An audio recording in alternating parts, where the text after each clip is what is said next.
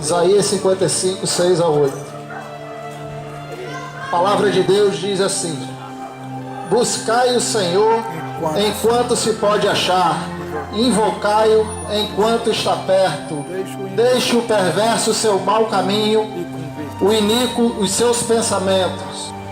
Converta-se ao Senhor, que se compadecerá dele, e volte-se para o nosso Deus, porque é rico em perdoar.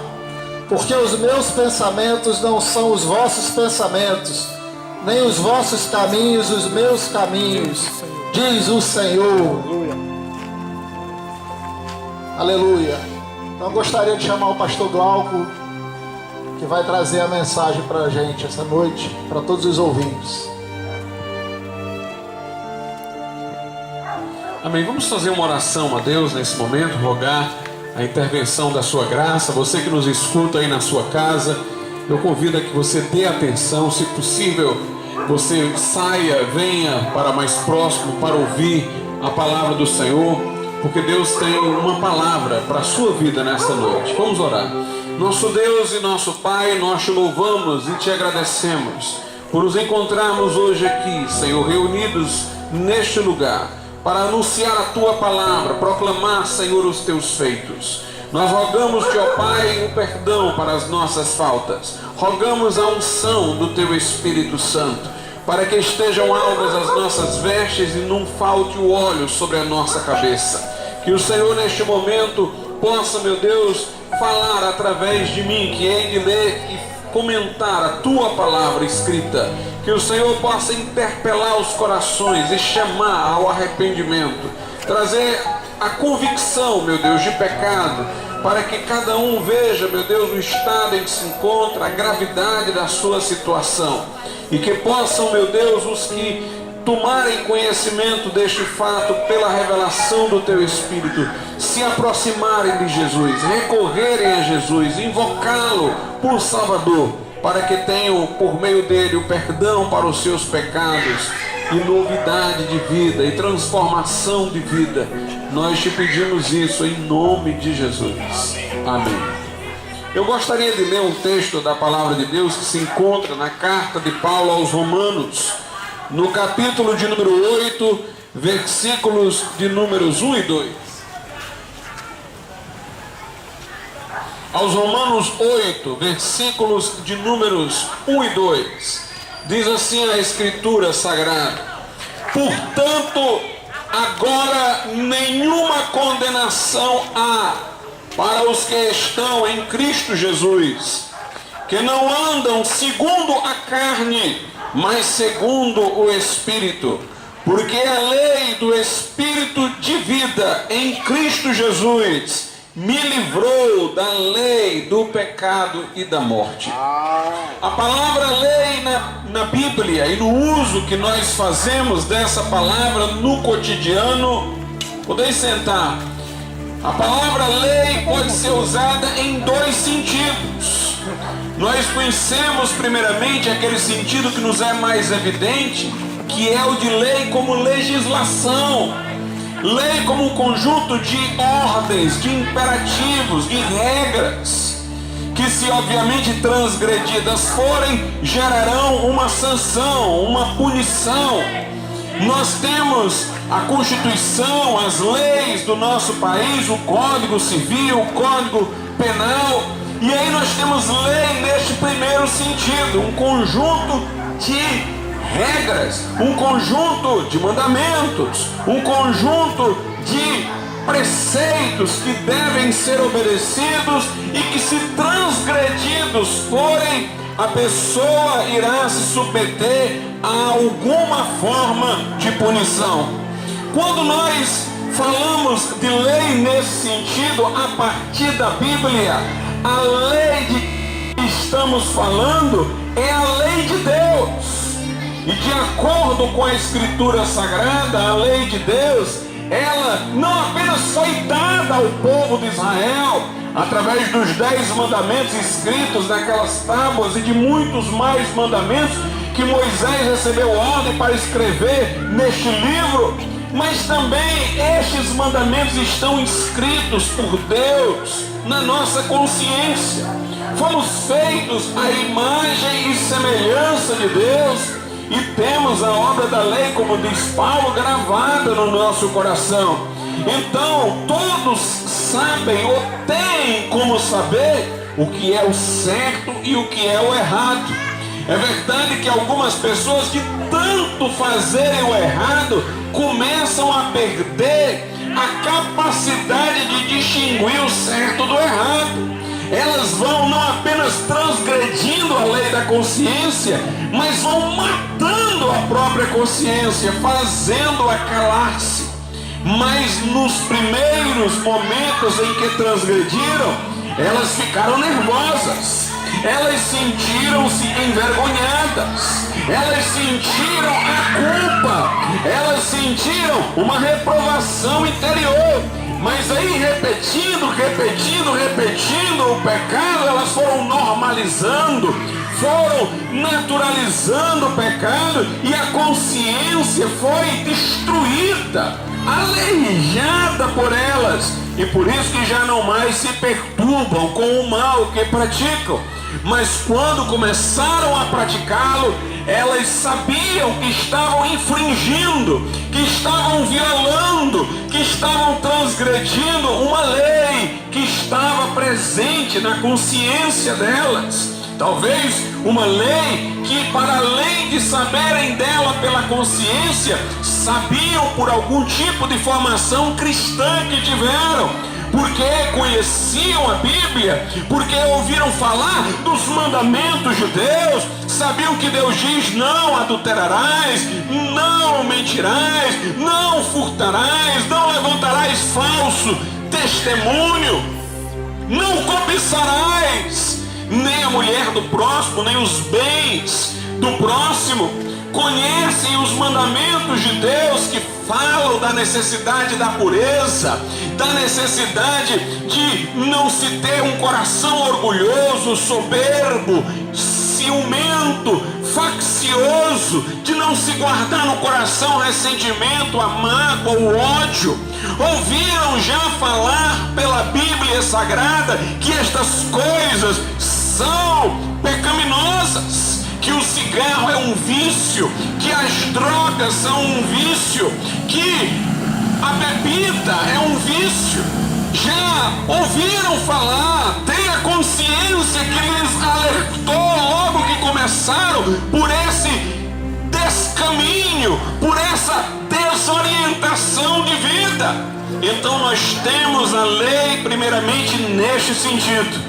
Nós conhecemos a lei que os homens estabelecem, como as leis de trânsito, as leis referentes aos contratos, a aquisição de imóveis.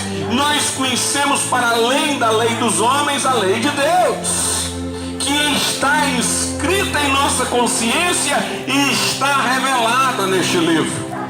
Mas há um segundo sentido em que a gente fala de lei, que não é o sentido de mandamento, não é o sentido de regra, não é o sentido de preceito, não é o sentido de algum padrão de conduta que possa ser transgredido. Nós conhecemos lei também no sentido de força. Por exemplo, a lei da gravidade. A lei da gravidade não é um mandamento, não é um preceito, não é uma regra que a gente obedece ou não obedece, que se desobedecer vai ter uma punição imposta por alguém. Não, a lei da gravidade é uma força de atração das coisas para o centro da terra. Se eu jogar uma pedra para cima, ela cai, porque ela é atraída para o seu lugar, ela é atraída para o centro da terra, então ela volta. É a lei da gravidade, ela revela, nesse sentido, a palavra, uma força. Eu posso falar da lei do magnetismo, que tem a ver com a atração que o ímã exerce sobre os metais, sobre o ferro. E aí nós temos lei neste segundo sentido, de força. Uma força que chama, uma força que inclina, uma tendência que vai numa determinada direção. Quando Deus nos deu a sua lei, havia um problema no homem, porque o homem já não estava mais como Deus o havia criado. Quando Deus criou Adão, o fez reto, o fez à sua imagem e semelhança, o fez bom. Mas Adão transgrediu a ordem que Deus lhe dera, a única ordem que Deus lhe dera. Então, lá no jardim do Éden, lá no paraíso, para que não comesse da árvore do conhecimento do bem e do mal. Quando o homem transgrediu aquela lei, sua natureza foi corrompida. E como cada ser gera segundo sua espécie, todos os que vieram de Adão, todos nós nascemos sob corrupção. E esta corrupção faz criar dentro de nós uma lei neste sentido de uma força na direção do pecado. Ou poderia eu até dizer, para ser mais preciso, uma falta de força para fazer o bem. Na verdade, o pecado ele nem é uma coisa positiva, mas é negativa. É uma força no sentido de uma contra-força. Por exemplo, uma pessoa está tão doente que ela não consegue se levantar da cama. Aparentemente é uma força que empurra ela para a cama, mas na verdade é uma falta de força para se levantar. Então o pecado é uma falta de força para fazer o bem, e que parece ser uma força para nos manter lá enterrados na desobediência a Deus. Então dentro do homem existe uma lei neste sentido de força, uma lei que o impede de fazer o bem, uma lei que quando ele entra nas drogas ele não consegue mais sair, ele entra na bebedeira ele não consegue mais sair, ele entra na prostituição e se aprofunda, se atola cada dia mais no pecado sem conseguir sair. E exatamente essa era a situação do homem e ainda hoje é que ele sabe o que a lei de Deus, enquanto conjunto de mandamentos, estabelece, tanto pela Bíblia como pelo que sua consciência diz, mas ele não consegue atender ao que ela diz, porque encontra dentro dele uma lei no outro sentido, de ser uma força na direção do pecado. Ele não tem a força para obedecer o que a lei de Deus exige. Há um descompasso entre a santidade da lei de Deus, a retidão da lei de Deus e a sua situação pecaminosa. E Paulo fala sobre isso em Romanos, no capítulo de número 7, quando ele descreve como era quando não havia ainda se convertido. Aqui em Romanos capítulo 7, Paulo diz assim, a partir do versículo 14: porque bem sabemos que a lei, que lei é esta aqui? A lei de Deus, os mandamentos. Bem sabemos que a lei é espiritual, a lei de Deus. Mas eu sou carnal, vendido sobre o pecado. Versículo 15 de Romanos 7. Porque o que faço não aprovo. Note, o apóstolo está dizendo que quando ele não era crente, ele fazia coisas que ele mesmo reprovava. Ele sabia serem erradas. Talvez ele até reprovasse o outro fazendo, mas fazia também. Porque o que faço não aprovo. Pois o que quero, que o que ele queria mesmo era fazer a coisa certa, isso eu não faço. Mas o que aborreço, o pecado que destrói, ele diz, isso faço. Quantas pessoas aborrecem as drogas, a bebida, o cigarro, a vida em que se meteram, mas não conseguem mais sair. Elas aborrecem aquilo que faz. Quando estão sóbrias, quando estão mais pensativas, quando estão por um momento longe daquilo que lhes corrompe a alma, elas sentem um desejo de não mais voltar àqueles atos. Sua alma no interior, no cativeiro do pecado, suspira por libertação, mas elas terminam fazendo de novo o pecado. Como diz o texto, porque o que faço não aprovo, pois o que quero isso não faço, mas o que aborreço isso faço. E se faço o que não quero, consinto que com a lei que é boa. Se eu pratico o pecado não querendo, lá no fundo eu sei que não está correto, então eu estou concordando com a lei de Deus que é boa. Estou concordando porque eu lá no fundo não gostaria de estar lá desobedecendo. É o que o apóstolo quer dizer.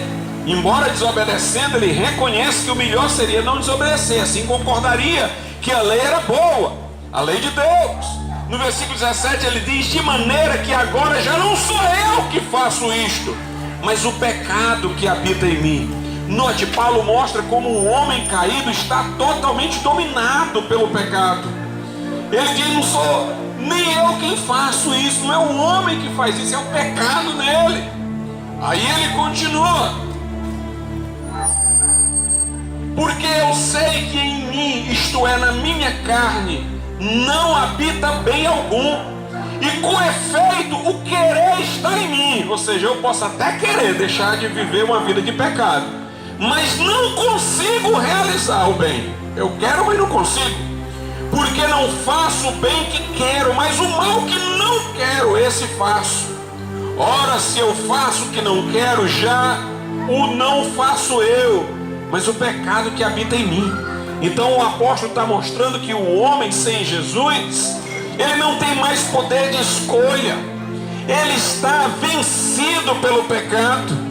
Ele suspira por libertação, mas ele não consegue sair do cativeiro.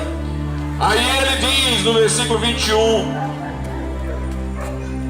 acho então esta lei em mim. Aqui é a lei do pecado. Essa força, é lei agora não é no sentido da lei de Deus, é no sentido de uma força. Acho então esta lei em mim, que quando quero fazer o bem, o mal está comigo. Então há um problema entre a lei de Deus com seus mandamentos e a lei que está no homem, a força que está no homem. A força que está no homem não é para obedecer a lei de Deus, é para transgredir a lei de Deus. A lei de Deus diz: faça isso, mas tem uma força no homem que diz: não faça. A lei de Deus diz: não faça isso, mas tem uma força no homem que diz: faça.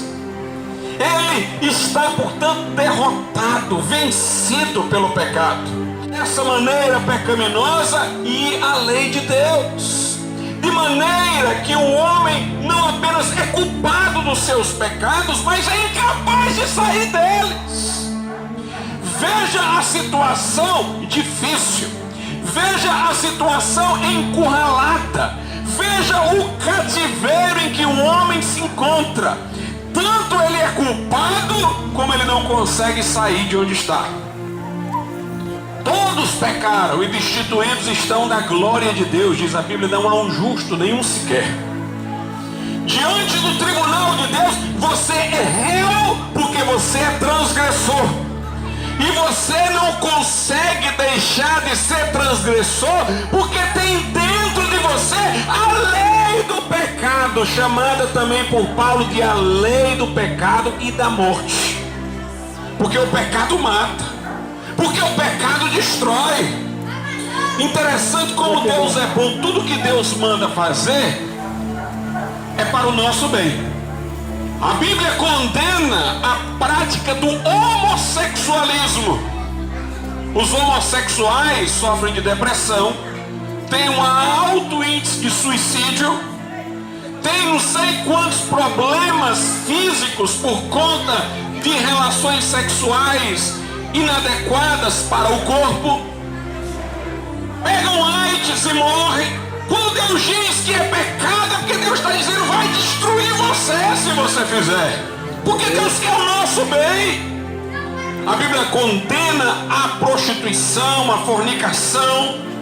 E os homens que se dão a isso têm sífilis. As mulheres que se entregam a isso têm filhos indesejados, que vão amanhã ter que criar sem um pai, sem um esposo. A Bíblia diz que é pecado a bebedeira. A bebedeira só destrói o teu patrimônio, a tua família, a tua saúde. Portanto, os mandamentos de Deus são para o nosso bem, são para a nossa proteção. Aleluia. Mas você tem dentro de você uma força de destruição. Você tem um inimigo dentro de você, um traidor dentro de você. É esta força do pecado, que não quer o seu bem, não quer a sua felicidade, não quer você em relacionamento com Deus, quer acabar com a tua vida. Por isso que a Bíblia chama lei do pecado e da morte. Mas a história não termina assim. Aleluia. A história não termina assim. O nosso Deus enviou o remédio, enviou o escape, enviou a solução. Jesus disse: eu vim buscar e salvar o que se havia perdido. Sem Jesus nós seríamos um caso perdido, mas Jesus veio buscar e salvar o que se havia perdido. Aleluia. Jesus disse: eu não vim para ser servido, mas para servir e dar a minha vida em resgate por muitos. A boa notícia é essa: Deus amou o mundo de tal maneira que deu o seu Filho unigênito, para que todo aquele que nele crê não pereça, mas tenha a vida eterna. Jesus, sendo um com o Pai, sendo Deus, fez-se homem, fez-se carne, o Verbo se fez carne e habitou entre nós. Enquanto homem, ele foi obediente, ele foi o que nenhum de nós foi. A Bíblia diz que na sua boca não se achou engano. A Bíblia diz que ele falou assim para os fariseus: quem dentre vós me convence de pecado? E sequer um levantou acusação contra ele. Pilatos disse: não vejo neste homem crime algum. Até Judas disse: pequei contra sangue inocente. Porque Jesus é o Cordeiro Imaculado. Jesus é santo, perfeito. E esse Jesus que fez-se homem, que como homem obedeceu a lei de Deus, foi tentado no deserto por Satanás, mas ele resistiu à tentação. Esse Jesus tomou sobre si os nossos pecados, levou sobre si as nossas iniquidades, aquelas pelas quais nós seríamos julgados no tribunal de Deus, condenados ao inferno, aquelas pelas quais nós seríamos apartados da presença do Senhor, mas ele as tomou sobre si. Aleluia. E as levou à cruz. Aleluia. Naquela cruz estava o Cordeiro que haveria de ser sacrificado em nosso lugar. João Batista disse: eis o Cordeiro de Deus que tira o pecado do mundo. Ali morria o justo pelos injustos para levar-nos a Deus. Ali Jesus pagava a nossa dívida para com Deus. Ali Jesus expiava a nossa culpa. Ali Jesus vertia o seu sangue para que nós tivéssemos o pleno perdão de Deus. E ele deu naquela cruz o maior brado que já se ouviu. O maior brado que já se ouviu não foi Dom Pedro I quando disse independência ou morte. O maior brado não foi o de Duque de Caxias quando disse: quem for brasileiro, siga-me. O maior brado foi o de Jesus: Pai, está.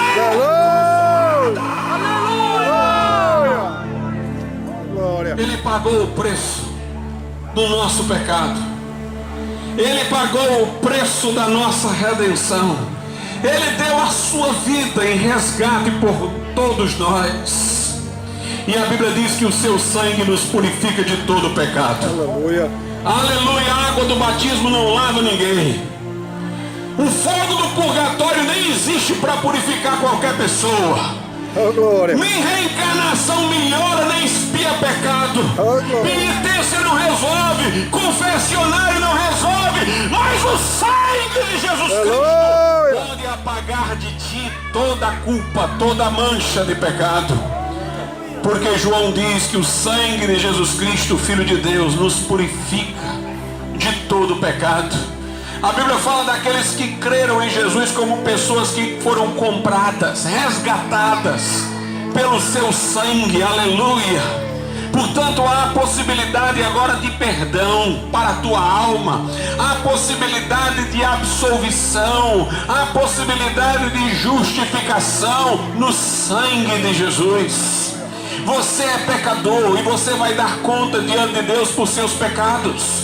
Mas Jesus está se colocando como teu advogado para assumir aquilo que tu não podes justificar ou pagar. Ele pode dizer diante do Pai: eu paguei por ele, eu morri por ele. Você tem que entregar seu coração a Jesus, confiar nele para ser o teu Salvador. Só ele pode salvar a tua vida, só ele é o mediador entre Deus e os homens, só a ele deves recorrer em oração, só a ele e tu deves suplicar. Jesus é o alfa e o ômega, é o primeiro e o último, é o princípio e o fim. O convite dele é este: vinde a mim os cansados e sobrecarregados e eu vos aliviarei. Quem tem sede, vem a mim, beba. Quem crê em mim, como diz a Escritura, do seu interior fluirão rios de água viva. Não importa o quanto tu tenhas pecado, ele disse: o que vem a mim, de maneira nenhuma o lançarei fora. Aleluia. Venha a Jesus nessa noite. Mas Jesus não quer apenas te perdoar. Se Jesus te perdoasse os pecados, mas tu continuasse na tua vida de transgressão e de desobediência a Deus, subjugado, dominado pelo poder do pecado, tua vida continuaria sendo um inferno, mesmo perdoado. Tua vida continuaria estragada, mesmo perdoado. E que adiantaria o perdão? Sem libertação. Sem libertação, de que adiantaria? Jesus quer libertar também. Ele perdoa e liberta. Ele não faz nenhuma dessas duas coisas separadamente. Ele perdoa aqueles a quem liberta e ele liberta aqueles a quem perdoa. Aleluia! Não somente ele apaga a culpa do pecado, mas ele liberta o homem do poder do pecado, do poder que aprisiona. Seria inclusive algo que não glorificaria de modo algum a Deus, perdoar alguém e deixá-lo na sarjeta. Algumas pessoas iam dizer: como é que pode, que Deus é esse que diz que perdoa e deixa a pessoa na sarjeta? Quando o povo de Israel desobedecia lá no deserto, Moisés dizia: Senhor, não destrói esse povo, porque o que é que vão dizer entre as nações que tu tiraste o povo do Egito, mas não foste capaz de preservar o povo no deserto, não foste capaz de introduzir o povo na terra de Canaã? Vão zombar da libertação que tu deste se esse povo morrer aqui, se esse povo desaparecer no deserto.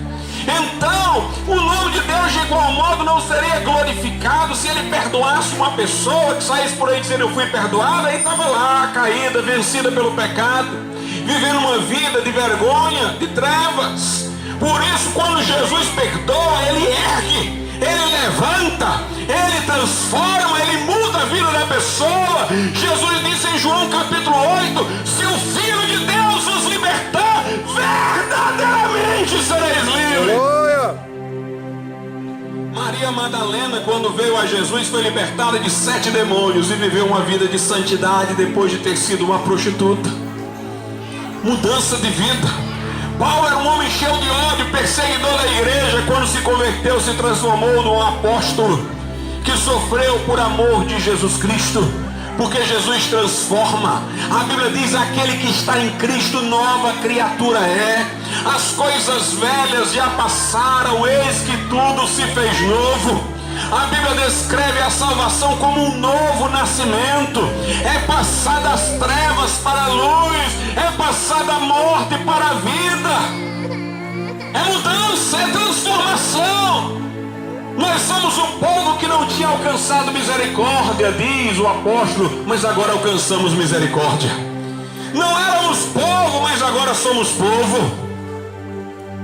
Geração eleita, sacerdócio real, povo adquirido para anunciar as grandezas daquele que os chamou das trevas para a sua maravilhosa luz. Mudança de vida. Mudança de vida. O apóstolo Paulo diz aos de Corinto: não vos enganeis, não erreis, nem os adúlteros, nem os sodomitas, nem os efeminados, nem os maldizentes, nem os roubadores herdarão o reino de Deus. E alguns de vocês foram isso, mas vocês foram lavados, vocês foram justificados, vocês foram santificados em nome de Jesus e no Espírito do nosso Deus. Mudança de vida. Zaqueu era um homem ganancioso, um funcionário público que roubava o dinheiro daquilo que ele deveria guardar. Mas Zaqueu, ele foi transformado pelo poder de Deus. Ele disse da sua riqueza que metade daria aos pobres, que se ele tivesse enganado alguém, restituiria quadruplicadamente. Jesus disse: hoje entrou salvação nessa casa. A mulher samaritana era uma mulher que vivia com um homem que não era seu marido, mas ela teve um encontro com Jesus e foi libertada cura do seu pecado. Quando Jesus chega, as coisas mudam. Quando Jesus chega, há transformação de vida.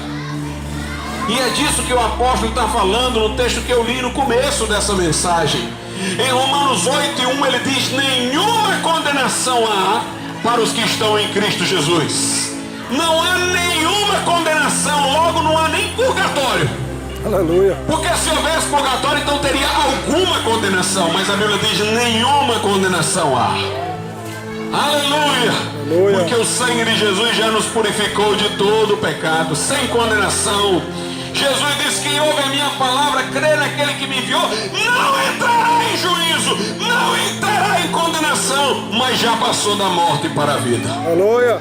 Aleluia. A Bíblia diz: quem crê nele não é julgado, e quem não crê já está condenado. A Bíblia diz: quem não crê não verá a vida, mas sobre ele permanece a ira de Deus, mas quem crê tem a vida eterna. Jesus, portanto, garantiu-nos o seu perdão, garantiu-nos a absolvição. Quando ele estava sendo crucificado entre dois malfeitores. Ambos xingavam Jesus, mas quando Jesus disse: Pai, perdoa-os porque eles não sabem o que fazem, um se comoveu, reconheceu o seu pecado, se arrependeu, olhou para o outro e disse: para de blasfemar, estamos nós aqui porque merecemos. Reconheceu a sua culpa, mas este, falando acerca de Jesus, não fez mal algum e olhou para Jesus como seu Salvador e disse: lembra-te de mim quando estiveres no teu reino. E Jesus disse: eu te digo que hoje mesmo tu estarás comigo no paraíso. Aleluia. Perdão, absolvição. Paulo diz em Romanos 8:1: nenhuma condenação há para os que estão em Cristo Jesus. Mas então no versículo 2 ele diz: porque a lei do Espírito de vida, ou do Espírito e vida, em Cristo Jesus me livrou da lei do pecado e da morte. Há pouco tempo eu estava falando da lei do pecado e da morte, uma força que há dentro do homem que o faz contrariar a lei de Deus, que o empurra na direção contrária ao que é bom para ele, ao que a lei de Deus diz, que o leva ao pecado. Por isso que a Escritura diz: a inclinação da carne é inimizade contra Deus, não está sujeita à lei de Deus. Os que estão na carne não podem agradar a Deus. Mas quando a gente entrega a nossa vida a Jesus, uma outra lei entra no nosso coração, pelo Espírito Santo, a lei do Espírito de vida em Cristo Jesus. Aleluia, aleluia. A vida ressurreta de Jesus entra em nós, e a vida ressurreta de Jesus venceu a morte no sepulcro. Aquela vida que subjugou a morte, a vida ressurreta de Jesus é comunicada ao que crê. É comunicada ao que crê. O Espírito Santo passa a habitar dentro de nós. Passamos a ser santuário do Espírito Santo. E uma outra lei vem estar dentro do crente. É a lei do Espírito e vida. A lei que antes estava era do pecado e da morte, mas agora vem lei do Espírito e vida. O Espírito vence a carne e a vida vence a morte. Glória. Porque a lei do Espírito e vida em Cristo Jesus, diz Paulo, me livrou da lei do pecado e da morte. Não apenas o crente pode dizer: nenhuma condenação há mais, porque fui perdoado. Mas o crente pode dizer: o pecado não mais manda na minha vida, não mais domina o meu coração, porque a lei do Espírito e vida em Cristo Jesus me livrou da lei do pecado e da morte. Você precisa agora de uma nova força dentro de você. Não mais aquela força que lhe induz ao pecado, a força que lhe induz à obediência. E a força com que Deus nos traz a si é mais forte do que a força com que o pecado quer nos afastar dele. Aleluia! Deus agora tem algo novo para colocar dentro de ti. Ele quer tirar esse coração duro como pedra e dar um coração sensível como de carne. Ele quer colocar dentro de ti um espírito novo. Ele quer fazer habitar dentro de ti o seu Espírito para que tu andes nos seus mandamentos e guarde os seus estatutos. Ele quer escrever a lei dele no teu coração. Ele quer mudar a tua natureza. Ele quer te fazer uma nova criatura. Morrer para o mundo e viver para Deus. Ele quer transformar a tua vida, fazer por ti o que tu não podes fazer. O homem pode tentar fazer muitas coisas, ele só não consegue mudar a si mesmo. Os fariseus eram religiosos da época de Jesus. Eles eram homens aparentemente bem quistos na sociedade, mas no coração deles havia orgulho, soberba, inveja. Eles não praticavam os pecados grosseiros que a sociedade marginaliza, mas eles tinham os outros pecados medíocres nos seus corações. Jesus diz: vocês são como caixões, como sepulcros.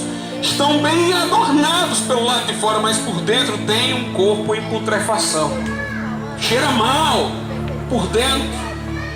Vocês mudam o exterior, mas vocês não mudam o interior. Só Jesus pode mudar lá dentro. Só Jesus pode mudar o coração do homem. Só Jesus pode transformar o íntimo do homem. Só Jesus pode dizer: quem crê em mim, do seu interior fluirão rios de água viva. O problema não está simplesmente no que tu praticas, está em quem tu és. João Batista disse que o machado não está no galho onde sai o mau fruto, não. O machado está na raiz, porque o problema da árvore que não dá bom fruto está na raiz dela. O problema da tua vida de pecado está na raiz.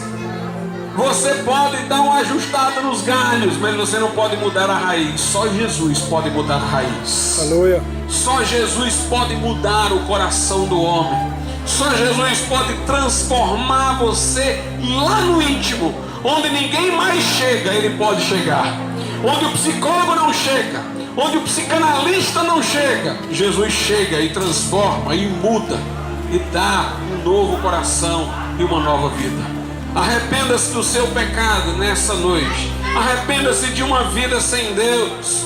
Arrependa-se de estar vivendo uma vida desagradável a Deus. Reconheça que o seu pecado lhe conduzirá à condenação, mas olhe para Jesus, autor e consumador da fé. Ele não terminou sua história na cruz, ele está vivo.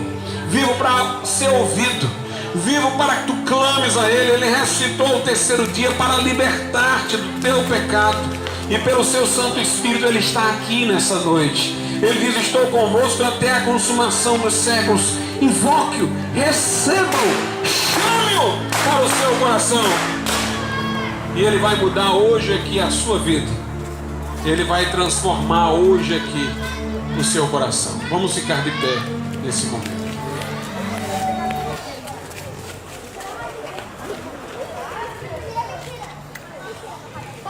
Soberano Deus e nosso Pai, Pai de nosso Salvador Jesus Cristo, que o Teu Espírito Santo ilumine mentes e abra corações para a palavra que aqui foi anunciada, para Cristo que aqui foi proclamado, Pai.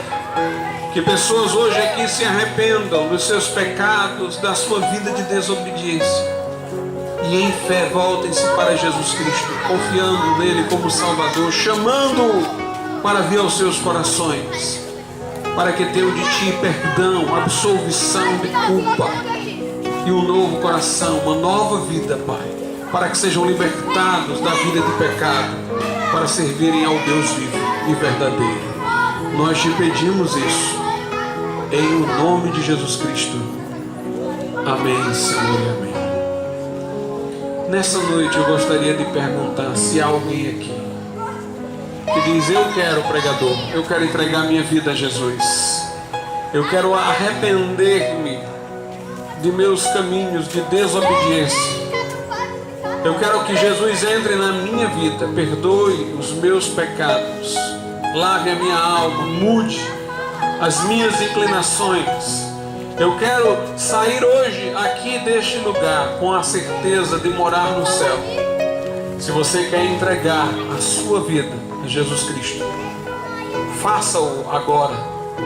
Erga a sua mão como eu estou fazendo aqui no meu lugar, e nós vamos orar por tua vida. E nós vamos orar por você.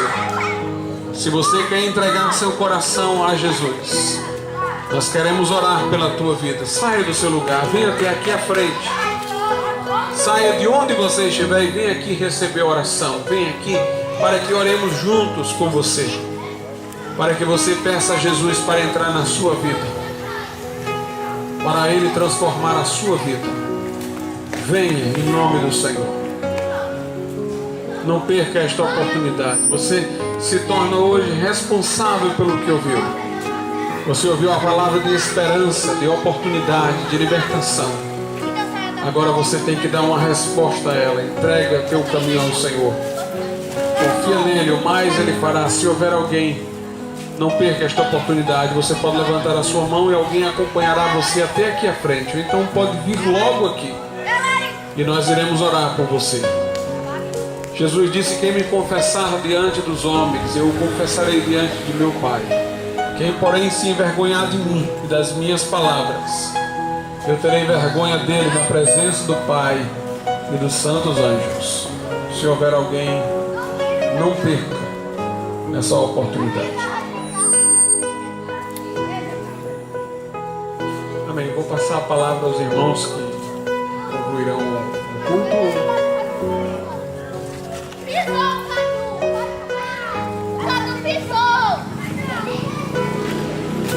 Amém, irmãos.